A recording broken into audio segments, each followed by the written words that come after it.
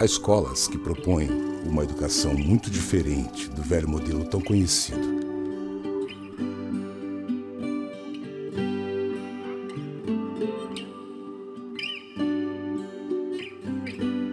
Como se ensina, como se aprende nessas escolas? Ou seja, quais são os seus dispositivos pedagógicos?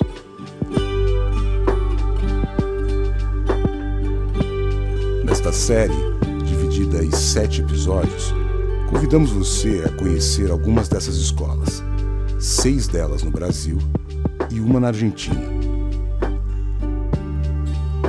Vamos conhecer aqui métodos não convencionais de organização do processo de ensino e aprendizagem.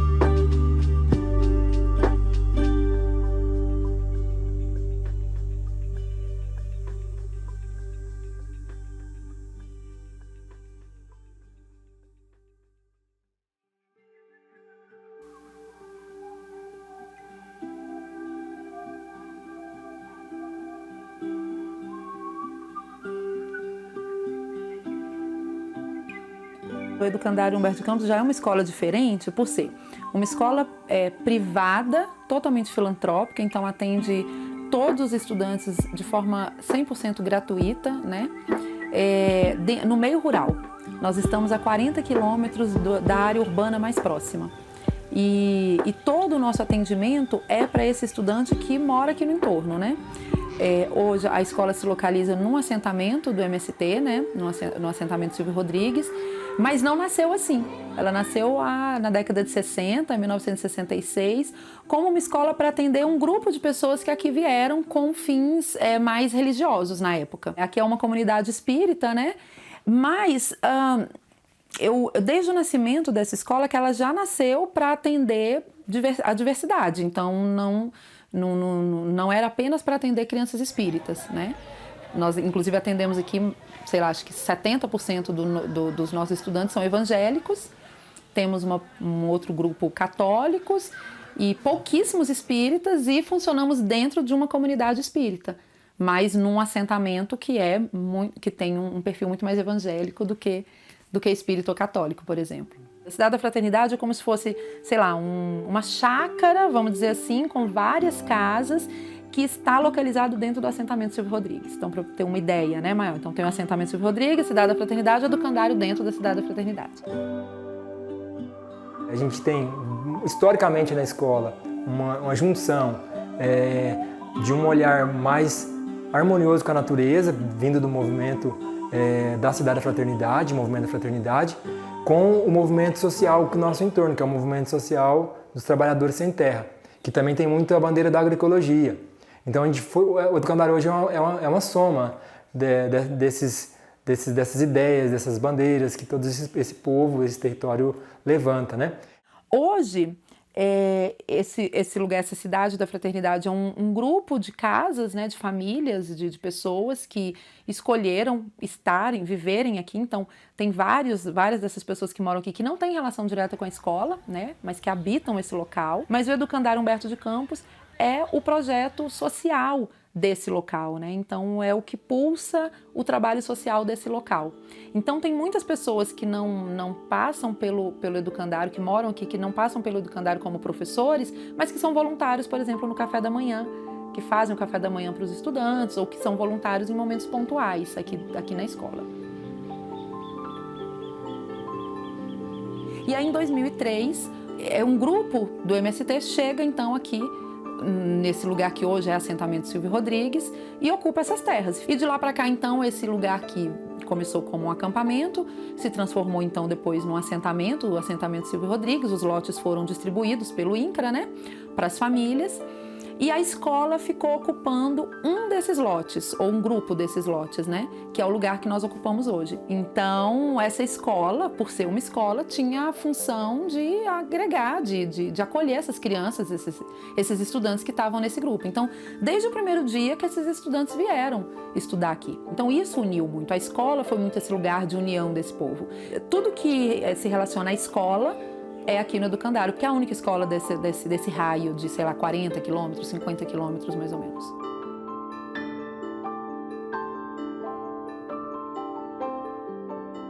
Então, segundo o INEP, Entre 1997 e 2018, foram fechadas 80 mil escolas do campo.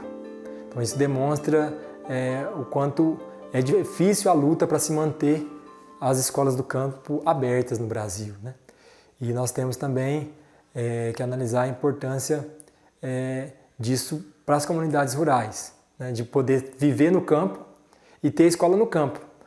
Quando as escolas não estão no campo, elas são propulsoras à família ir para a cidade.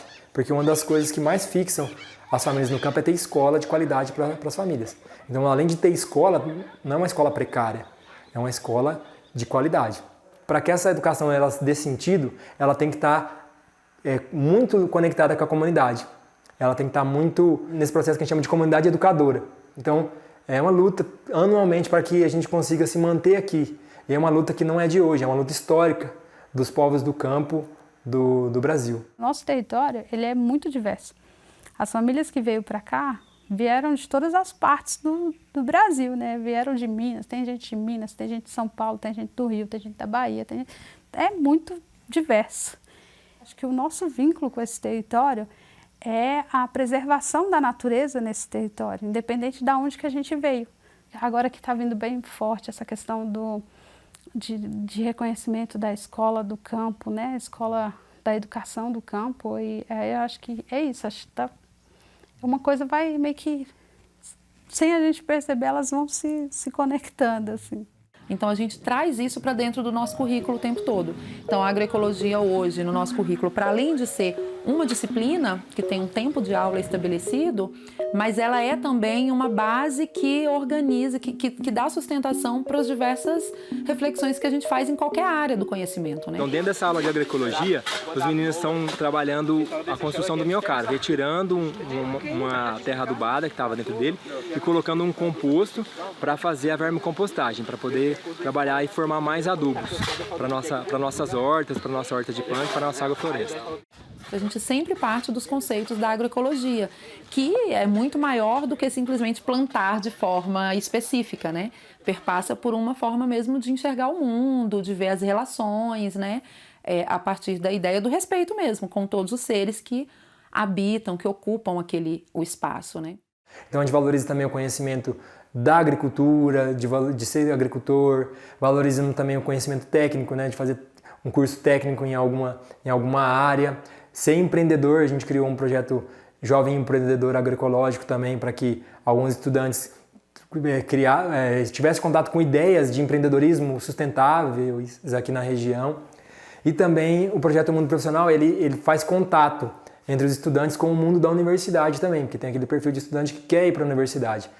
A gente convida estudantes de universidades para vir aqui partilhar como é que foi a chegada na faculdade, como é que é o ambiente, né? A gente promove viagens desses estudantes para algumas universidades para conhecer cursos a partir da escuta deles, da escuta do que eles querem, o que eles pensam para o futuro. Então o Projeto Mundo Profissional ele trabalha nesse caminho.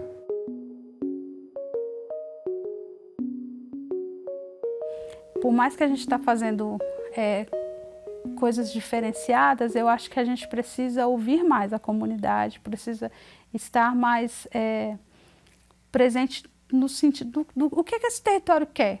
Eu sinto a necessidade da gente identificar a causa para que a gente tente trabalhar mais em coerência com esse movimento, né? De entender esse território, trabalhar por ele e ver resultados. Assim, eu acho que a gente só vai conseguir ver resultados mesmo quando a gente estiver em contato mais próximo. Para a gente fazer um processo educativo diferente, não convencional, mais transformador, a gente precisa trazer as famílias juntas com a escola. Precisa estar todo mundo muito junto. As famílias, os estudantes, a equipe pedagógica precisa estar entendendo o que está acontecendo. E se não estiver entendendo, precisa buscar juntos esse entendimento, né? Sem a família a gente não consegue fazer processos de transformação na educação, né?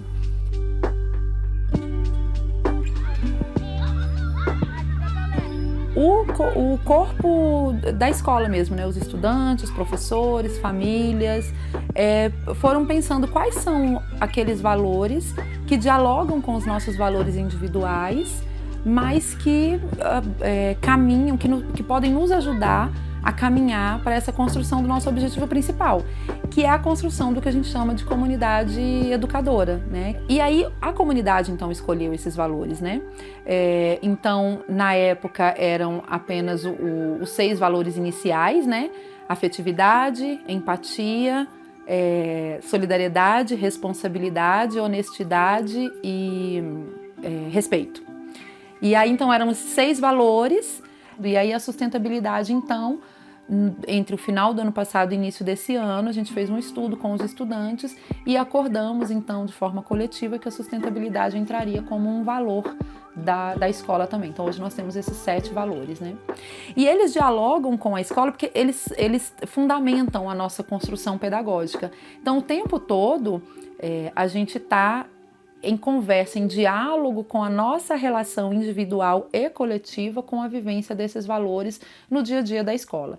Acho que são as nossas bases éticas e morais mesmo, assim, da nossa estrutura pedagógica, né?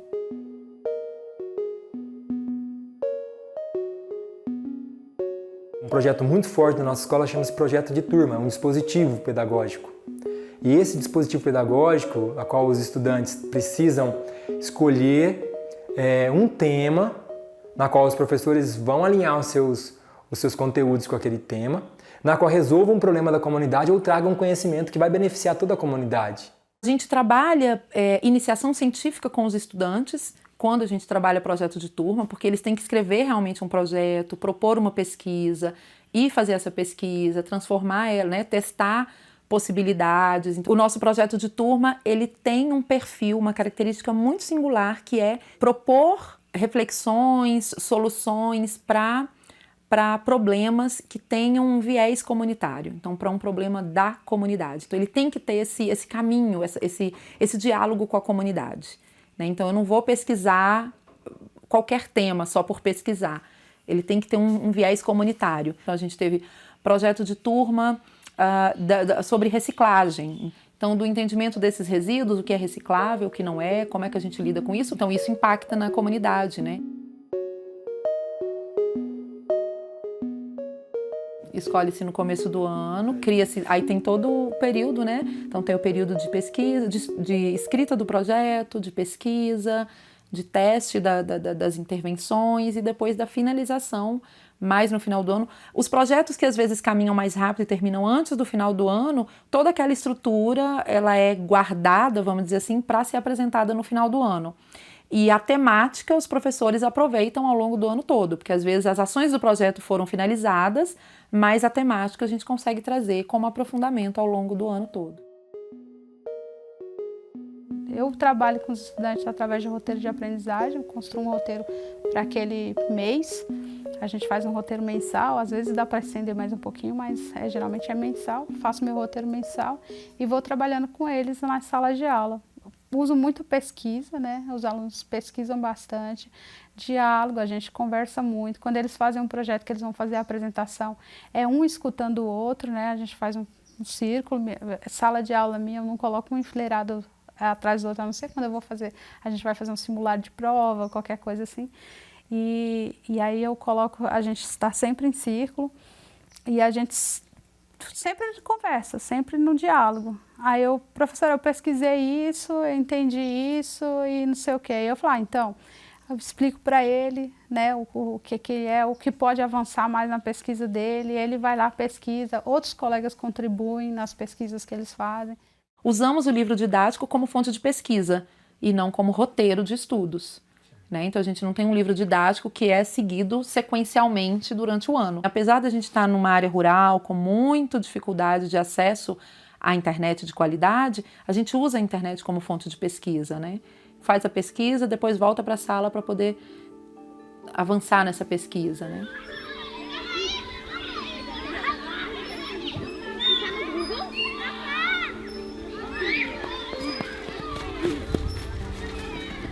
Aqui na escola a gente faz assim, nós temos tutoras por grupo, por turma, né? E a tutoria ela serve para várias coisas, né? Ela serve desde tentar organizar com aquele estudante momentos de estudo, porque ele realmente não está conseguindo avançar na aprendizagem de algum conteúdo curricular. até a questões mais voltadas para o emocional, né? O que está acontecendo com você, que você está mais calado, você está mais isso. Essa pessoa, esse profissional cria uma relação de proximidade com o estudante.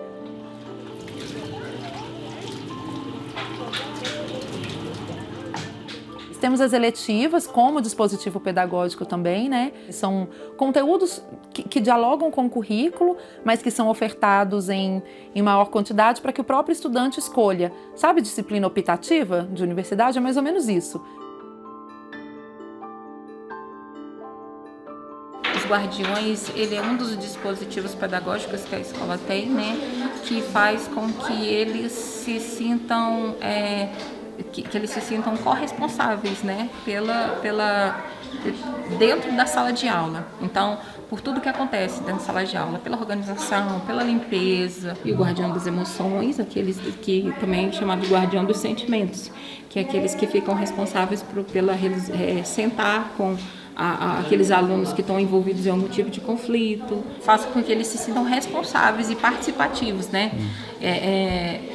E desenvolvam esse sentimento de pertencimento. Temos ainda dois dispositivos que eles dialogam muito com a comunidade. É o momento em que a gente traz a comunidade para dentro da escola ou leva a escola também para a comunidade, que é o mutirão e o aprender fazendo. O mutirão é um momento de construção mesmo, de resolução de alguma coisa necessária no ambiente escolar. A ideia é que, com o passar do tempo, a gente consiga dar um passo adiante, que é o quê? Fazer isso na casa da pessoa. Então, como a gente está num lugar de área rural, então a ideia é que, puxa, tem lá alguém precisando plantar alguma coisa, sei lá, fazer uma horta, mas ele está sozinho, não tem ajuda de ninguém. Então a escola se organiza para ir lá, em mutirão, ajudar a fazer aquela horta, né? E o Aprender Fazendo é um dia de oficinas. Aí sim, a comunidade vem para a escola para ensinar algum saber. E aí tem oficina de produção de pães, bolo, crochê, sei lá, diversidade de conhecimentos que são ofertados como em forma de oficina em um dia específico para todos os estudantes e a comunidade que queira vir participar. Aí a minha esposa tinha uma proposta do Aprender Fazendo, só que ela não pôde vir, que ela desceu, uma coisa desceu do problema de saúde, aí eu peguei e vim no lugar dela fazer. Eu tava com as cordas sobrando lá em casa, o resto que eu sempre tenho corda em casa, a gente mexe com o cavalo esse negócio. Falei, vou levar umas cordas e vou dar ideia pra diretora, né? Vamos fazer uns cabreços com a molecada, que a molecada gosta de roça, esse negócio, a molecada gosta de cavalo. Falei, vou tentar. E foi a sensação do Aprender Fazendo, foi uma oficina justamente de cabresto. Aí eu contei pra eles um pouco sobre dono, trouxe meu cavalo, eles fizeram contato, assim, já fizeram o cabresto, já testou nos cavalos, já matou a curiosidade, muita gente. Eu peguei, sorteei alguns cabrestos, fiz cabresto, decorei, sorteei pra galera, eles levaram.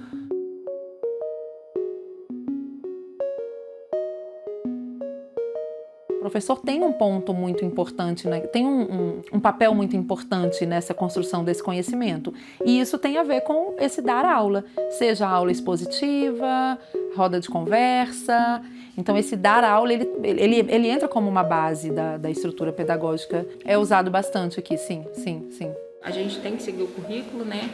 E aí tem aqueles conteúdos dos componentes curriculares que a gente tem que trabalhar, não tem como fugir disso, né? Só que a gente tem que fazer isso de uma forma que o aluno não perca o interesse, né, pela aula. Então a gente tem que também criar estratégias para que ele aquele conteúdo não se torne algo muito massacrante para ele, né? Então, às vezes a gente tem que ter esse olhar para saber quando parar, saber até onde ir. Não, eu vou até aqui. A gente tem que sentir a turma, né?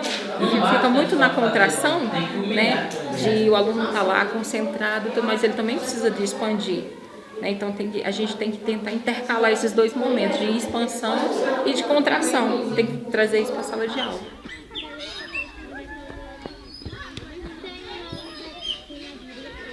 Acredito que o Educandário é uma das poucas escolas, ou a única, né, que está nessa categoria de escola particular, filantrópica e do campo. Dentro também de uma APA, né, que é uma área de preservação ambiental.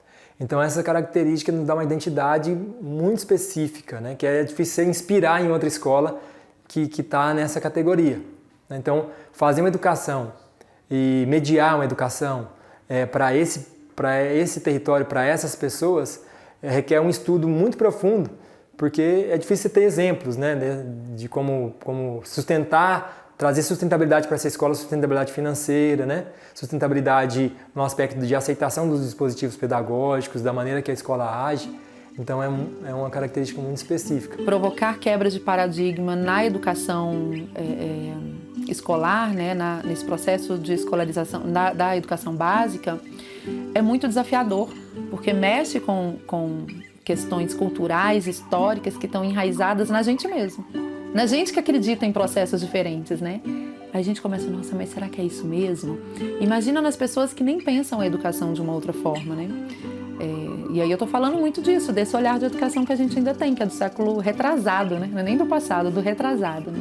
Então quebrar isso mexe em questões internas individuais também, né?